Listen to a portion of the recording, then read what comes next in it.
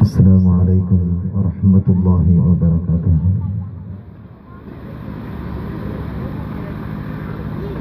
الحمد لله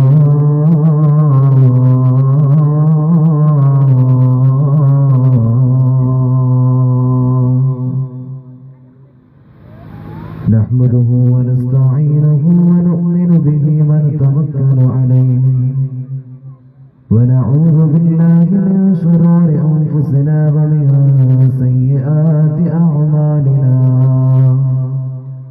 من يهده الله فلا مضل له ومن يضلله فلا هادي له ونشهد أن لا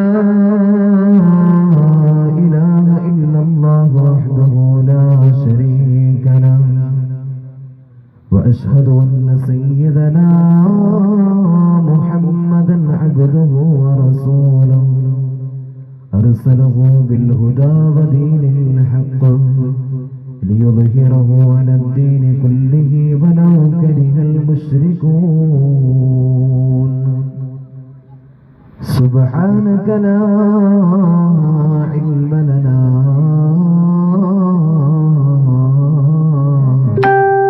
إلا ما علمتنا ولا معرفة إلا ما ألهمتنا إنك أنت العليم الحكيم إن نريد إلا الإصلاح ما استطعت وما توفيقي إلا بالله عليه توكلت وإليه أنيب رب اشرح لي صدري ويسر لي أمري واحلل عقدة من لساني يفقهوا قولي رب اشرح لي صدري ويسر لي أمري واحلل عقدة من لساني يفقهوا قولي رب اشرح لي صدري ويسر لي أمري واحلل عقدة من لساني يفقهوا قولي أعوذ بالله من الشيطان الرجيم بسم الله الرحمن الرحيم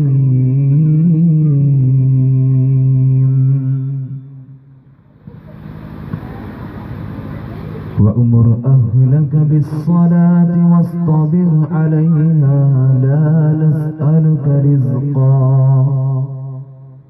نحن نرزقك والعاقبة للتقوى صدق الله مولانا العظيم وقال نبينا وحبيبنا مصطفى محمد صلى الله عليه وسلم نعمتان مغبون فيهما كثير من الناس الصحة والفراغ يا ربي بالمصطفى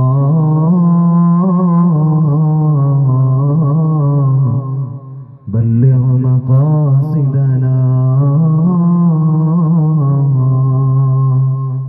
واغفر لنا ما مضى يا واسع الكرم مولاي صل وسلم دائما أبدا على حبيبك خير الخلق كلهم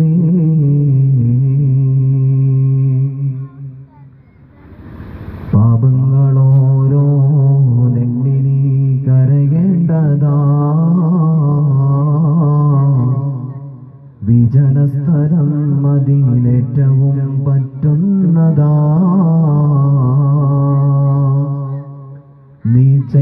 തെറ്റിൻ്റായമോർത്തിട്ടുടനടി നിറയട്ടെ മണ്ണാൽ നിന്റെ മുഴുവൻ തലമുടി. ഇതു കണ്ട് നിന്നോ ദരിവ് റബ്ബിന് തോന്നണം,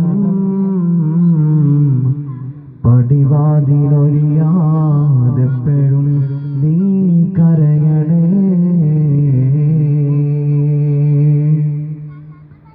ഏറ്റവും സ്നേഹ ബഹുമാനാദരവുകൾ നിറഞ്ഞ ഇവിടുത്തെ മഹല്ല് ഖത്തീബ് ബഹുമാനപ്പെട്ട ഉസ്താദ് അവറുകൾ, നമ്മുടെ പള്ളിയിലെ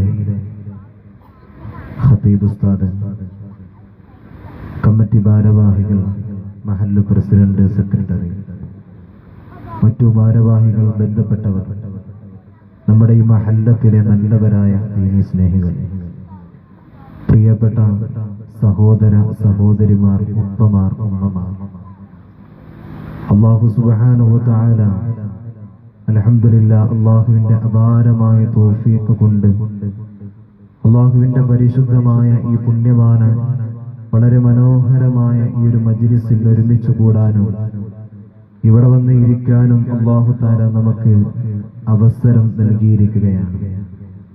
അല്ലാഹു സുബ്ഹാനഹു വ തആല നമ്മിൽ നിന്ന് ഇത് ഖബൂൽ ചെയ്ത് അനുഗ്രഹിക്കട്ടെ. നമ്മുടെ ഈ പ്രദേശത്ത്, ഈ പള്ളിയുടെ ചെറിയൊരു പള്ളി, ചെറിയൊരു പ്രദേശം, അൽഹംദുലില്ലാഹ്, എന്നിരുന്നാലും അല്ലാഹുവിന്റെ അപാരമായ തൗഫീഖ് കൊണ്ട് വളരെ മനോഹരമായ ഒരു മജ്ലിസാണ് ഇവിടെ നമുക്ക് കാണാൻ കഴിയുന്നത്. ഏറെ സന്തോഷം തോന്നുന്നു. പടച്ച റബ്ബ് ഇത് ഖബൂൽ ചെയ്യട്ടെ. ഒരുപാട് ചെറുപ്പക്കാരെ, മക്കളെ നമുക്ക് കാണാൻ ഇവിടെ സാധിക്കുന്നുണ്ട്. പലയിടങ്ങളിൽ പോയാലൊന്നും നമുക്കിത് കാണാൻ സാധിക്കാറില്ല. അത് വലിയൊരു ഭാഗ്യമാണ്. ഇവിടുത്തെ ഒരുപാട് ആളുകളുടെ, കാരണവന്മാരുടെ, ഈ കമ്മിറ്റി ഭാരവാഹികളുടെ പ്രവർത്തനം, ഉസ്താദന്മാരുടെ പ്രവർത്തനങ്ങളാണ് ഇതിന്റെയൊക്കെ പിറകിലെന്ന് നമുക്ക് കാണാൻ കഴിയുന്നുണ്ട്. അല്ലാഹു ഖബൂൽ ചെയ്യട്ടെ. എന്റെ പ്രിയമുള്ളവരെ, കൂടുതൽ ആമുഖത്തിലോട്ട് കടക്കുന്നില്ല. ഇന്ന് നമ്മുടെ പരിപാടിയുടെ ആദ്യത്തെ ദിനമാണ്. അൽഹംദുലില്ലാഹ്, കുറച്ച് നേരത്തെ എത്തണമെന്ന് വിചാരിച്ചതാണ്. നമുക്കറിയാം, നിലമ്പൂർ ഭാഗത്ത് നിന്ന് ഈ സമയത്തൊക്കെ വരുമ്പോൾ നിലമ്പൂർ പാട്ട് എന്ന് പറയും.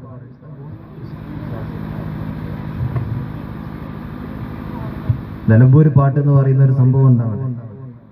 അത് തുടങ്ങിക്കഴിഞ്ഞാൽ പിന്നെ റോഡ് മൊത്തം ബ്ലോക്കാണ്. അല്ലാഹു തആല, അവിടൊക്കെ ഒരുപാട് ആളുകളുണ്ട്. പടച്ചോനെ കണ്ടപ്പോ വല്ലാത്തൊരു സങ്കടം തോന്നി, വല്ലാത്ത ഒരു സങ്കടം തോന്നി.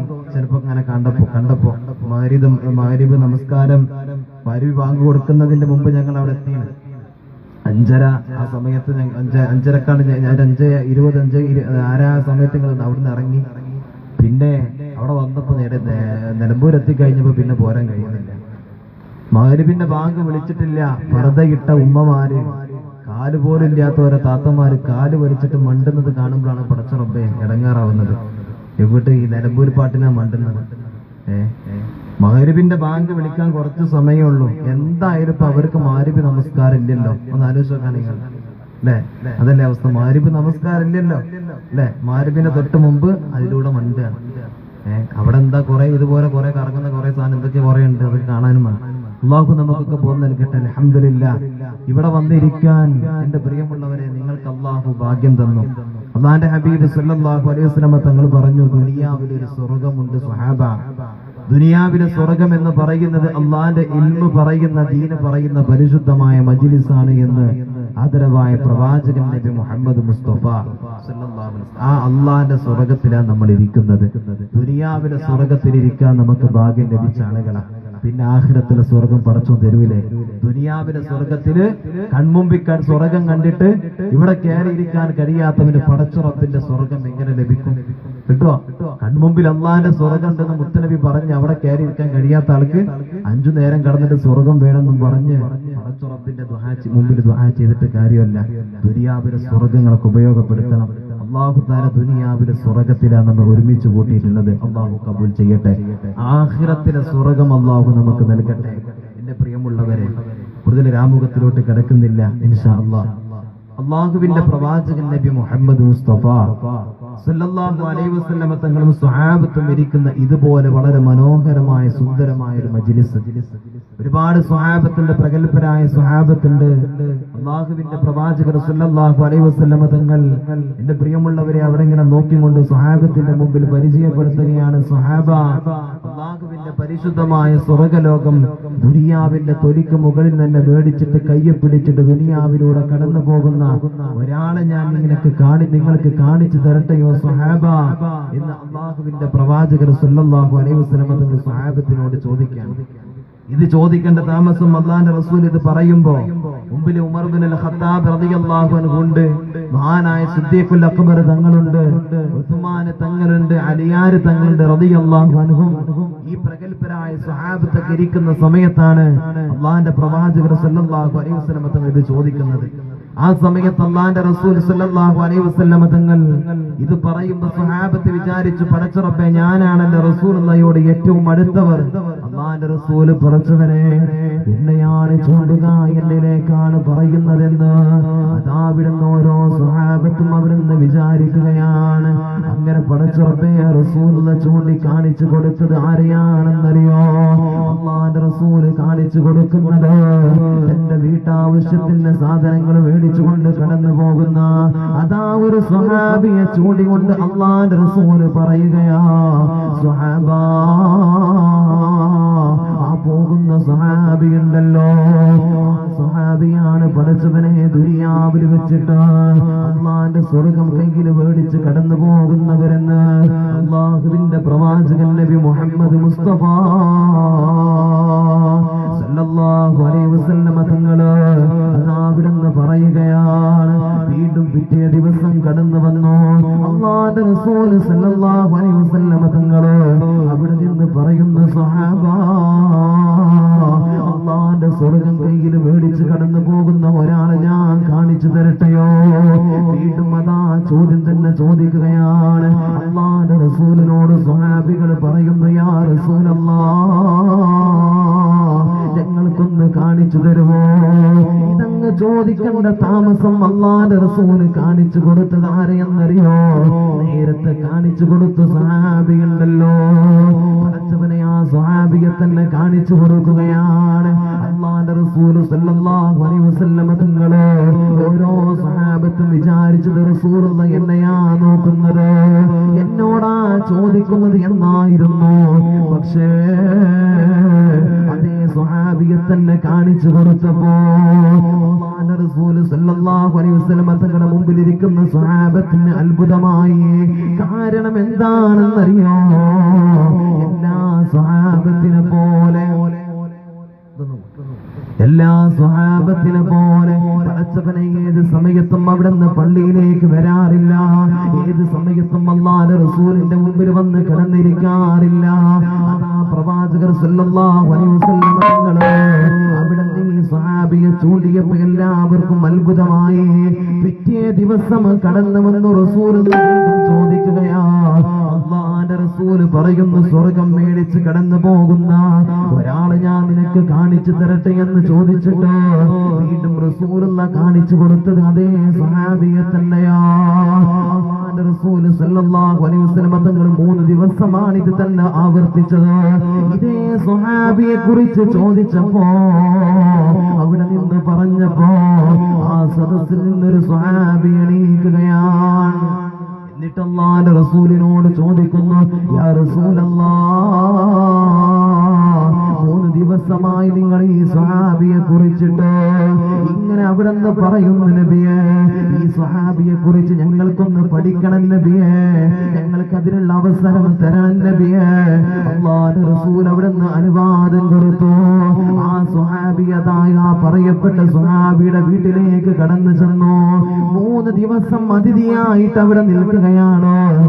ആ 3 ദിവസം കഴിഞ്ഞ് ഈ സ്വഹാബിയെ ഓരോ സെക്കൻഡുകൾ അവിടെ നിന്ന് നിരീക്ഷിക്കുന്നുണ്ട്. ചെല്ലുന്ന ദിക്റുകള്, ഇബാദത്തുകള്, സമയങ്ങള്, പറയുന്ന കാര്യങ്ങളിൽ വരെ ശ്രദ്ധ കൊടുക്കുകയാണ്.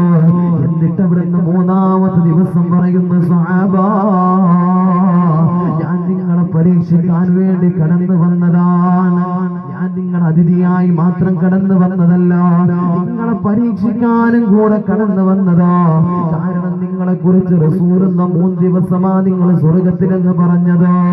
അതിന്റെ കാരണമെന്നറിയാൻ, അതിന്റെ കാര്യമെന്നറിയാൻ ഞങ്ങൾക്ക് പടച്ചവനെ ഞാൻ നിങ്ങളെ പരീക്ഷിക്കാൻ വന്നതാണ്. അല്ലാഹുവിന്റെ റസൂൽ സല്ലല്ലാഹു അലൈഹി വസല്ലമ തങ്ങള് സ്വഹാബത്തിനോട് പറഞ്ഞു, സ്വഹാബ, ഈ ഇരിക്കുന്ന കൂട്ടത്തിൽ ഞാൻ നിങ്ങൾക്ക് സ്വർഗത്തിലുള്ള ഒരാളെ, ദുനിയാവിന്റെ ത്വരിക്ക് മുകളിൽ തന്നെ സ്വർഗം മേടിച്ചിട്ട് അയാൾ കടന്നു പോകുന്നത്, അല്ലാഹ് അയാൾ സ്വർഗത്തിലാണ് നബിയെ എന്ന് എന്റെ അടുത്ത് പറഞ്ഞിട്ടുണ്ട്. അങ്ങനത്തെ ഒരാളെ ഞാൻ നിങ്ങൾക്ക് കാണിച്ചു തരാം. അല്ലാഹുവിന്റെ റസൂൽ സല്ലല്ലാഹു അലൈഹി വസല്ലമ തങ്ങൾ ഇത് പറയുമ്പോൾ സ്വഹാബത്ത് വിചാരിച്ചു, പടച്ചവനെ, മുത്തുനബിയോട് ഏറ്റവും കൂടുതൽ അടുത്തത് ഞാനാണല്ലോ, എനിക്കായിരിക്കും, എന്നെയായിരിക്കും റസൂലുള്ള പറയാ എന്ന് വിചാരിച്ചു. 3 ദിവസം റസൂലുള്ളാഹി സ്വല്ലല്ലാഹു അലൈഹി വസല്ലം തങ്ങൾ പറഞ്ഞത് ഒരേ സ്വഹാബിയെ കുറിച്ചാണ്. സ്വഹാബത്ത് അവിടുന്ന് വിചാരിക്കാൻ എന്താണ് അതിന്റെ കാരണം? പള്ളിയിൽ 5 വക്തിനുണ്ടാകും, പക്ഷെ അങ്ങനെ കൂടുതലായിട്ടൊന്നും ഇരിക്കാറില്ല. അങ്ങനെ ഒരു ഭാഗത്തിലൂടെ കടന്നു പോകുന്ന ചില ആളുകൾ നമ്മളെ മഹല്ലത്തിലൊക്കെ ഉണ്ടാവുമല്ലോ, പള്ളിയിലേക്ക് വരും, എന്നാലോ ആ എല്ലാ കാര്യത്തിലും ഇടപെടൂല, നിസ്കാരം കഴിഞ്ഞ് അയാൾ അങ്ങനെ വീട്ടിലേക്ക് പോകും. അങ്ങനത്തെ ആൾ നമ്മുടെ മഹല്ലത്തിലൊക്കെ ഉണ്ടാകും. എന്നാൽ അങ്ങനത്തെ ഒരാളാണ് എല്ലാ കാര്യത്തിലും. പക്ഷേ റസൂൽ അദ്ദേഹത്തെ കുറിച്ച് സ്വർഗത്തിലാണെന്ന് പറഞ്ഞു. നമുക്കൊക്കെ സ്വർഗം ഉണ്ടെന്ന് പറഞ്ഞ എന്റെ പ്രിയമുള്ളവരെ നമുക്ക് താല്പര്യമല്ലേ? എന്ന പോലെ തന്നെ സ്വഹാബത്തിന് വല്ലാത്ത ആർത്തിയായി. നമ്മളെ പോലെയല്ലല്ലോ നമ്മൾ അതിന് വേണ്ടി പണിയെടുക്കില്ല എന്ന സ്വഹാബത്ത് അതിന് എന്തെല്ലാം ചാൻസ് കിട്ടും അത് നോക്കിയിട്ട് നിൽക്കാൻ. അതാണ് അള്ളാഹുവിന്റെ റസൂലിന്റെ സ്വഹാബത്ത്. അള്ളാഹിന്റെ ഹബീബ് സല്ലല്ലാഹു അലൈഹി വസല്ലം തങ്ങളോട് പറയാ, എനിക്ക് പഠിക്കണം നബിയെ. ആ സദസ്സിന് ഒരാൾ എണീറ്റു. സഹാബി അദ്ദേഹത്തെ കുറിച്ച് പഠിക്കാൻ അദ്ദേഹത്തിന്റെ വീട്ടിൽ പോയി. അവിടെ 3 ദിവസം താമസിച്ചു. ഇസ്ലാമിക നിയമപ്രകാരം ഒരു മനുഷ്യന് വീട്ടിലേക്ക് അതിഥിയായിട്ട് കടന്നു വന്ന എന്റെ പ്രിയമുള്ളവരെ നമുക്കറിയാം, അവിടെ 3 ദിവസം നല്ല ഭക്ഷണം നമ്മൾ കൊടുക്കണം. 3 ദിവസം നല്ല ഭക്ഷണം നമ്മൾ കൊടുക്കണം, സ്പെഷ്യലായിട്ട് തന്നെ കൊടുക്കണം. 3 കഴിഞ്ഞ പിന്നെ നമ്മുടെ വീട്ടിലെ പോലെയാണ് അവൻ. 3 ദിവസമേ അതിഥി സൽക്കാരത്തിന്റെ കണക്കുള്ളൂ ഇസ്ലാമിന്.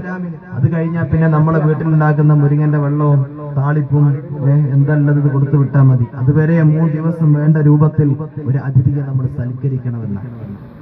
അള്ളാഹു നമ്മുടെ വീട്ടിൽ വരുന്ന അതിഥികൾക്കൊക്കെ നമ്മളൊക്കെ സൽക്കരിക്കുന്ന ആളുകൾ അള്ളാഹു കബൂലാക്കട്ടെ. അവർക്കൊക്കെ കൊടുക്കുന്ന സ്വീകരണങ്ങളൊക്കെ അള്ളാഹു നമ്മെ സ്വീകരിക്കട്ടെ. അള്ളാഹു നമ്മെ നിന്ന് സ്വീകരിക്കട്ടെ. എന്റെ പ്രിയമുള്ളവരെ, 3 ദിവസം കഴിഞ്ഞപ്പോ ഈ സ്വഹാബി അവിടെ നിന്ന് എണീറ്റ് പറയാ, സഹാബ, ഞാൻ നിങ്ങളെ പരീക്ഷിക്കാനും കൂടെ വന്നതാ. കാരണം അല്ലാഹുവിന്റെ റസൂൽ നിങ്ങൾ സ്വർഗ്ഗത്തിലാണെന്ന് അതാ അവിടുന്ന് 3 ദിവസമായിട്ട് പറയുന്നുണ്ടെന്ന് പറയുമ്പോ അവിടുന്ന് സ്വഹാബി ചോദിക്കുകയാണ്, സ്വഹാബ, ഞങ്ങളെല്ലാവരും ചെയ്യുന്നത് പോലെ, സാധാരണക്കാരായ ഞങ്ങളെല്ലാവരും ചെയ്യുന്നത് പോലുള്ള അമലുകൾ മാത്രമാണ് നിങ്ങളും ചെയ്യുന്നത്, പ്രത്യേകമായിട്ടുള്ള അമലുകളൊന്നും ഞാൻ കണ്ടില്ല സ്വഹാബ. പക്ഷേ അല്ലാഹുവിന്റെ റസൂൽ ഇങ്ങനെ പറയാനുള്ള കാര്യം എന്താ? നിങ്ങളുടെ ജീവിതത്തിൽ പ്രത്യേകമായിട്ട് ചെയ്യുന്ന അമൽ എന്താണെന്ന് പറയുവോ? ഞങ്ങളൊക്കെ ചെയ്യുന്നത് പോലെ തഹജ്ജുദിന്റെ സമയത്ത് എണീക്കുന്നുണ്ട്, നമസ്കാരത്തിന്റെ പള്ളിയിലുണ്ട്, സാധാരണ ദിക്റുകളും ഹൽക്കയും നിങ്ങളും ഇരിക്കുന്നുണ്ട്, വേറെ എന്താ ചെയ്യുന്നതെന്ന് ചോദിക്കുമ്പോ ആ സ്വഹാബിയോട് അവിടുന്ന് പറയുക എന്നൊരു ഹദീസ് ഉണ്ട്. അല്ലാഹുവിന്റെ റസൂൽ നമ്മെ പഠിപ്പിച്ചൊരു ഹദീസ് ഉണ്ട് സ്വഹാബ. ആ ഹദീസ് എന്റെ ജീവിതത്തിൽ ഞാൻ മുറുകെ പിടിക്കുകയാ. പടച്ചവനെ, ഈ പുണ്യമായ മജ്‌ലിസിലേക്ക് കടന്നു വന്ന എന്റെ പ്രിയപ്പെട്ട ഉമ്മമാര്, വാപ്പമാര് മനസ്സിലാക്കിക്കോ. അല്ലാഹുവിന്റെ റസൂൽ പറഞ്ഞ ഹദീസ് എന്തെന്നറിയോ?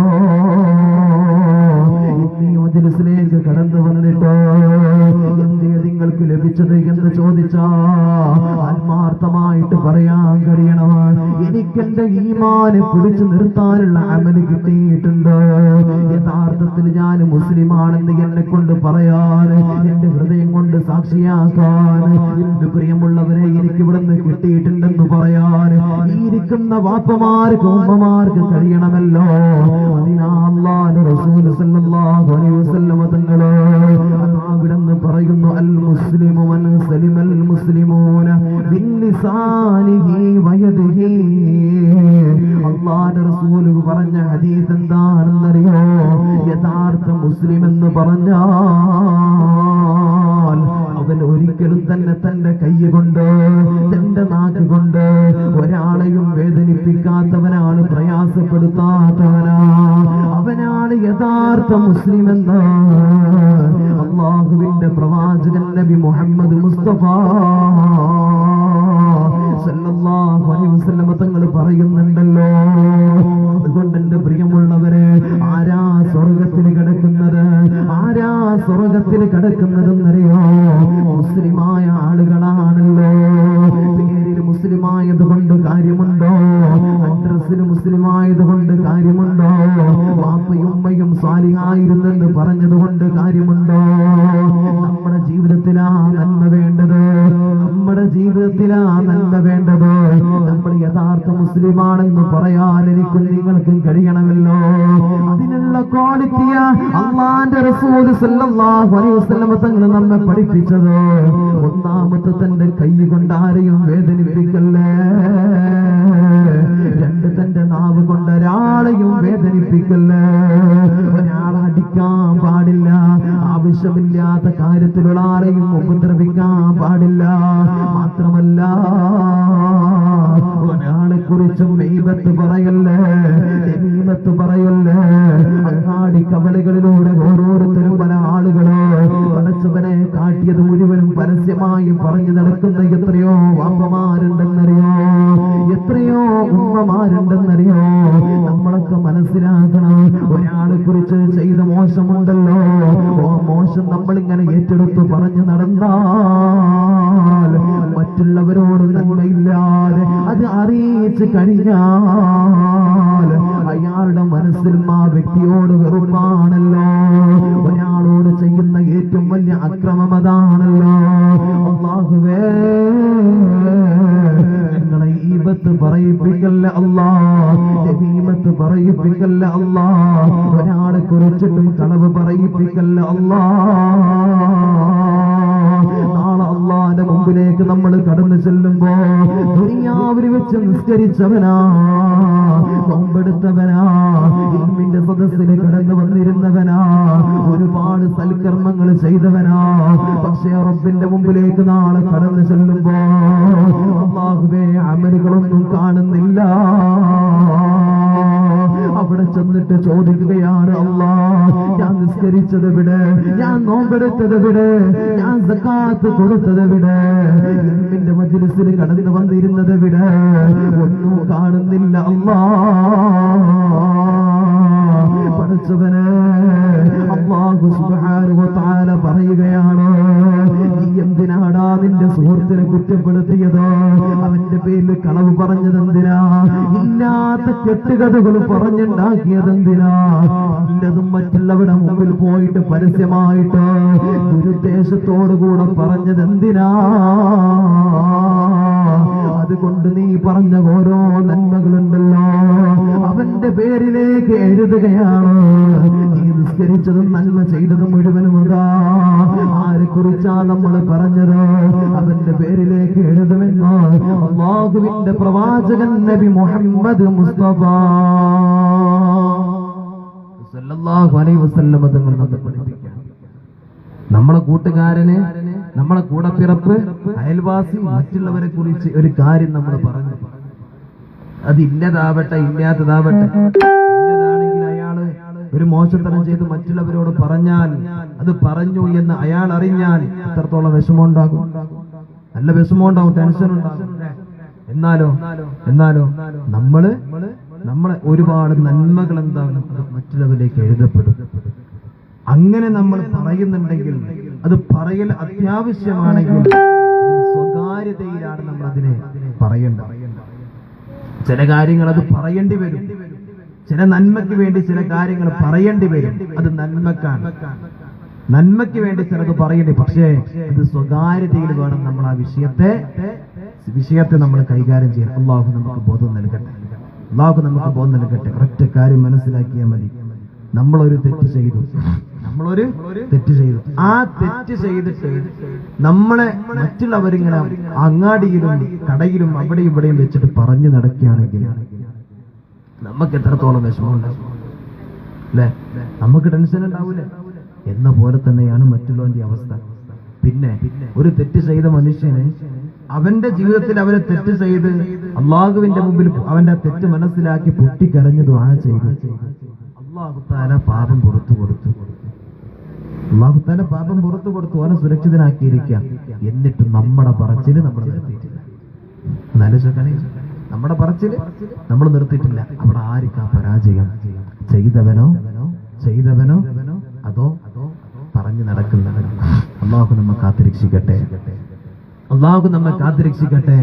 എന്റെ പ്രിയമുള്ളവരെ, അതുകൊണ്ട് അല്ലാഹുവിന്റെ റസൂൽ സല്ലല്ലാഹു അലൈഹി വസല്ലം തങ്ങൾ പറയാണ്, ആ സ്വഹാബിക്ക് അല്ലാഹു തആല സ്വർഗ്ഗം കൊടുത്തു എന്ന് പറയാനുള്ള കാരണം, അൽ മുസ്ലിമു മൻ സലിമൽ മുസ്ലിമൂന മിൻ ലിസാനിഹി വയദിഹി. തന്റെ കൈ കൊണ്ട്, തന്റെ നാവ് കൊണ്ട് ഒരാളെയും വേദനിപ്പിക്കരുത്. വേദനിപ്പിച്ചാൽ നീ മുസ്ലിം അല്ല, വേദനിപ്പിക്കാത്തവനാണ്, ഇടങ്ങേറാക്കാത്തവനാണ് മുസ്ലിം എന്ന് അല്ലാഹുവിന്റെ പ്രവാചകർ സല്ലല്ലാഹു അലൈഹി വസല്ലം തങ്ങൾ പഠിപ്പിച്ചു. ആ ഒരു ഹദീസ് എന്റെ ജീവിതത്തിൽ ഞാൻ മുറുകെ പിടിക്കാറുണ്ട് സ്വഹാബ. പഠിപ്പിക്കാൻ എന്റെ ജീവിതത്തിൽ ഞാൻ ഒരിക്കലും അത് തള്ളിക്കളഞ്ഞിട്ടില്ല. അതുകൊണ്ടാണ് എനിക്കിത് ലഭിച്ചത്. അല്ലാഹുവിന്റെ റസൂൽ പറയാൻ, അല്ലാഹുവിന്റെ റസൂൽ അതങ്ങനെ പറയാനുള്ള കാരണം അതാണ്. അല്ലാഹു നമുക്ക് ബോധം നൽകട്ടെ. അതുകൊണ്ട് എന്റെ പ്രിയമുള്ളവരെ, ആ ഒരു വിഷയം നമ്മൾ നല്ലവണ്ണം ഗൗരവത്തോടെ എടുക്കണേ. അതാ പ്രവാചകർ സല്ലല്ലാഹു അലൈഹി വസല്ലം തങ്ങള് അതാ ഒരിക്കലും മക്കയിൽ നിൽക്കുമ്പോ മഹാനായ ഉമർ ഇബ്നുൽ ഖത്താബ് റളിയല്ലാഹു തആല അൻഹു കടന്നു വരികയാ. എന്നിട്ട് അവിടുന്ന് പടച്ചവനെ കണ്ണീരോടെ പൊട്ടിക്കരഞ്ഞുകൊണ്ട് റസൂലുള്ളാഹിന്റെ മുമ്പിലേക്ക് വരികയാണ്. അല്ലാഹുവിന്റെ റസൂൽ സല്ലല്ലാഹു അലൈഹി വസല്ലം തങ്ങൾ നോക്കുമ്പോ റസൂലുള്ളാഹിന്റെ മുമ്പിൽ വന്നിട്ട് ഉമർ തങ്ങൾ ഒരു കൊച്ചുകുട്ടിയെ പോലെ കരയുകയാ. അല്ലാഹുവിന്റെ റസൂലിന് വല്ലാത്ത സങ്കടമാവുകയാ. ഉമറാ കരയുന്നത്. കാരണം ഉമർ എന്ന് പറഞ്ഞാൽ ധീരനാണല്ലോ, അവിടുന്ന് കരയാൻ സാധ്യതയില്ല. ഉമർ കരയണമെങ്കിൽ അത്രത്തോളം അവിടുന്ന് വിഷയങ്ങൾ വേണമല്ലോ, അല്ലെങ്കിൽ മഹാനായ ഉമർ തങ്ങൾ ഒരിക്കലും കരയില്ലല്ലോ. കിസ്റയെ വിറപ്പിച്ച ഉമറാ, കൈസർ പോലും നെട്ടിവിറച്ച ഉമറാ. ആ ഉമർ തങ്ങൾ പോകുന്ന വഴിയിലോ ഇബ്ലീസ് പോലും കടന്നു പോകില്ല എന്നാ പഠിപ്പിച്ചിട്ടുള്ള റസൂലുള്ളാഹ്. ആ ഉമർ തങ്ങളാ കരയുന്നത്. ഒരു വഴിയിലൂടെ ഉമർ തങ്ങൾ വരുന്നുണ്ടെന്ന് പറഞ്ഞാൽ ആ കാലഘട്ടത്തിൽ പഠിച്ചവനെ ഒരാൾക്കും അതിലൂടെ ധൈര്യത്തോടെ പോകാൻ കഴിയില്ലായിരുന്നു. ആദ്യ കാലത്ത് ഉമർ അങ്ങനെയാ. ഒരു ദിവസം പോലും കള്ളില്ലാതെ പെണ്ണില്ലാതെ ഉമർ തങ്ങൾക്ക് നിൽക്കാൻ കഴിഞ്ഞിരുന്നില്ല. മാത്രമല്ല, ഇസ്ലാമിലേക്ക് കടന്നു വരുന്നതിന് മുമ്പ് അവിടെ നിന്ന് ഉമ്മമാര് പറയുമായിരുന്നത്രേ, ഭക്ഷണം കഴിക്കാത്ത കുട്ടികളോട് അവിടെ നിന്ന് പറയുമല്ലോ, ഉമർ തങ്ങൾ വരുന്നുണ്ട്, ഈ ഭക്ഷണം കഴിച്ചില്ലെങ്കിൽ പിടിച്ചുകൊണ്ട് പോകുമെന്ന്. അങ്ങനെ പറഞ്ഞ കുട്ടികൾ വരെ പേടിച്ചുകൊണ്ട് ഭക്ഷണം കഴിക്കുമായിരുന്നു. അത്രത്തോളം ഭയമായിരുന്നു മഹാനായ ഉമർ തങ്ങൾ ആദ്യ കാലഘട്ടത്തില്. ഇസ്ലാമിലേക്ക് കടന്നു വന്നപ്പോഴും അങ്ങനെയാ. ഇബ്ലീസ് പോലും ഉമറിന്റെ പേര് കേട്ടാ പേടിച്ചു വിറക്കുകയാ. ആ ഉമർ ഇബ്നുൽ ഖത്താബ് റളിയല്ലാഹു തആല അൻഹു കരഞ്ഞുകൊണ്ട്